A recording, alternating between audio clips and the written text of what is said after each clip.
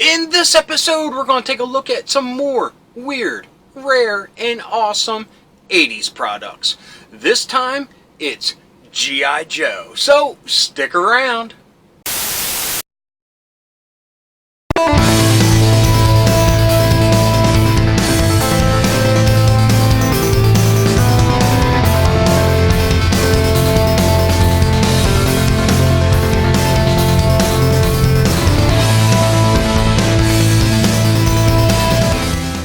Hello friends, and welcome to Days of Dorker Past. In this episode, I'm going to try out something new and stand instead of sitting, so I can move around quick like a jungle cat. Anyway, in this episode, we're going to take a look at the weird, the rare, and the awesome products from the 80s. This time, it's G.I. Joe. Even a real American hero needs to make a buck from time to time. Anyway, we're going to look at a bunch of products, 10 in total, and just to give you a little bit of a spoiler, I got a ton of these episodes. There are so many weird marketing tactics and products that were released during the 80s for some of the most popular toys and cartoons. It's awesome and a little sad and mind-boggling at the same time. But anyway, speaking of mind-boggling, the first on the list is shampoo and liquid cleanser. This came before the term body wash was a thing, so we got liquid cleansers. These come from 1988 and they're brought to you by Avon, of all things. Avon Cosmetics. I can remember going through the catalogs as a kid because my mom had them laying around everywhere, and they really had some awesome things in there for boys and men. I mean, not boys to men. That's a whole nother episode. Anyway, I mean, little toys and little gadgets for around the house. So, this fit in perfectly with their tactic to try to get some male customers under the Avon banner. This box art featured the happiest versions you'll ever see of Hit and Run and Repeater. And it really took its inspiration from the catalog that came packaged with the vehicles with the Defiant as its crowning achievement of the year. It's got the stars and bars everywhere, and what's really awesome, on the back of the box you have Storm Shadow. Packaged with two bottles, the shampoo and the liquid cleanser featured great art of Hit and Run and Repeater. But as an added bonus, inside every box was a sheet of tattoos. These featured some great characters, logos, and vehicles that were out at the time. You could get an awesome tattoo of Storm Shadow or Shockwave. That is awesome! 1988 was awesome for hygiene products. Next on the list is a kite made by High Flyer in 1984. These kites, I believe there are 3 total, but I can only find 2 good images, and they are the Grunt kite, which features great artwork that never really seen before of Grunt, and the iconic G.I. Joe #1 from Marvel Comics. This is one of the most iconic pictures ever of G.I. Joe. Them springing into action with the Mobat coming up from the rear. Who wouldn't be proud to take these up into the sky and fly freely while showing your love for G.I. Joe? Number 3 makes me wish that I was a kid again, and these are Underoos. Released in 1982, they featured the iconic package art of Grunt, running forward with M16 in hand. Within the bomb blast that G.I. Joe is known for was a Mobat coming up. What a great duo to have on your t-shirt. And it was a lovely shade of dark green. I have to say, as a kid, I never really had any Underoos. They were rich people's underwear. I just had your normal tighty-whities. So I'm kind of glad I didn't know these existed back then, or I'd feel truly inadequate.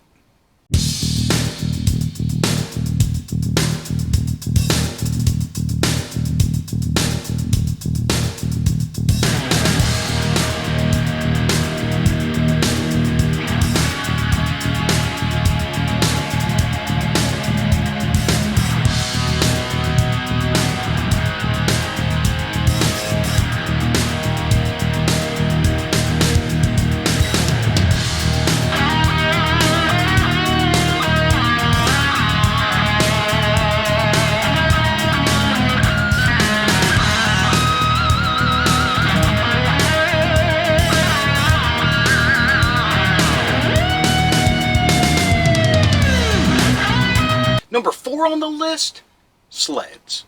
Yes, sleds to take into snow. Made by Coleco in 1983, they had 3 different versions. And I have a catalog page pulled up here. So let me pull that up for you, and let's look at some of this. There were 3 different versions that you could get. We have, and these are all the same color, and what the catalog says is military look-alike drab. These 3 green sleds are so vastly different than each other. First off, you have your run-of-the-mill plastic sled. Came with a rope that you could tug it behind you as you climb a hill. It had some awesome stickers and things on it like handrails and a build-up place where you could sit down that just make it look sturdy. I can't say if it really was sturdy, but a lot of plastic sleds, once you hit a rock, would crack right up the middle. But you have this as your baseline model. Then you have number 2, and that is one with a seat and steering bars. They call it a steering toboggan, but you move this way and a little foot would come out that would steer you the other. So you could go down the hill and try to aim for whatever kids you were pretending were Cobra. But the big daddy of them all is this one. With handlebars, with molded tread, and stickers on it that make it look like a real snowmobile. What's sad is, 1983, we saw the release of the Polar Bear, the G.I. Joe snowmobile. It would have been so super cool if this was a miniature version of that vehicle for you to ride. So instead of the green, it should have been white with gray and the awesome stickers on it. But, I mean, that's here nor there. These are awesome. I mean, I only had a sheet of plastic growing up that I used as a sled, so anything would have been better. Number 5 on the list is the Cobra Battle Game. Released by Hasbro in 1982, the Cobra Battle Game was awesome. What you had were 2 different platforms, one blue and one green, G.I. Joe vs. Cobra. And they were little cannons that you would fire darts at each other. I mean, family friendly, don't kill yourself or put an eye out type of darts. These little foam darts you would try to shoot at the other person's little cannon platform and hit these really nice detailed cardboard inlays. And when you would hit them, they would burst out. And I assume that when you removed them all, you would be the winner. What's really cool about these, they're the perfect scale that when you don't have friends to play a game with, like me,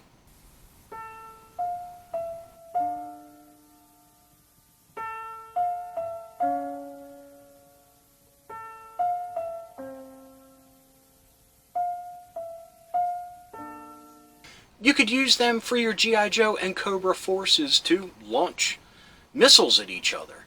I mean, these fit perfectly with the toy line. So that's really cool to have a board game, kind of board game, that you could interact with your toys with when you weren't playing with friends that I didn't have. Anyway, number 6 is the US-1 Electric Trucking Set. Released by Tyco in 1984. This awesome slot car-esque type of set came packed to the hilt with little Joe vehicles and Cobra vehicles and little miniature dudes. That is awesome. And the background, it's a great little diorama. I mean, let me just say right now, to be completely honest, a lot of this stuff I don't remember seeing in person. So I'm living vicariously through the internet. But me, as a 43-year-old dude looking at it, I want one bad. It came with a launch pad for a satellite launching missile. It came with a cutoff track, elevated parts. I mean, this set had it all. I always wanted a slot racing set growing up. My cousins had one, and great memories of playing with it. So if I could relive those memories with G.I. Joe, I would be in nirvana. Number 7 on the list is 3D stickers. Released by Arway in 1982 and 1984, these, well, let's be honest, these are the puffy stickers that we all know and love. But to make them sound more dynamic, they were 3D, because the puffies coming at you. These 3D stickers had awesome and brightly colored artwork. They featured everybody from Destro to Doc to Major Blood. Puffy, 3D, no matter how you cut it, these are awesome.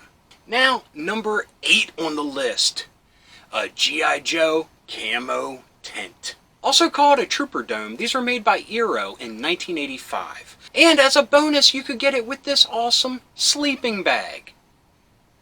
Unfortunately, I would always see these in the Sears toy catalogs. They would have pages of awesome tents and sleeping bags. But lucky me, my parents got me a real tent and a real sleeping bag because they forced me to sleep outside as a kid. Anyway, I shouldn't complain. I have some great memories of foraging for food and being left out in the cold. Number 9 on the list is something truly rare, truly weird, and truly awesome.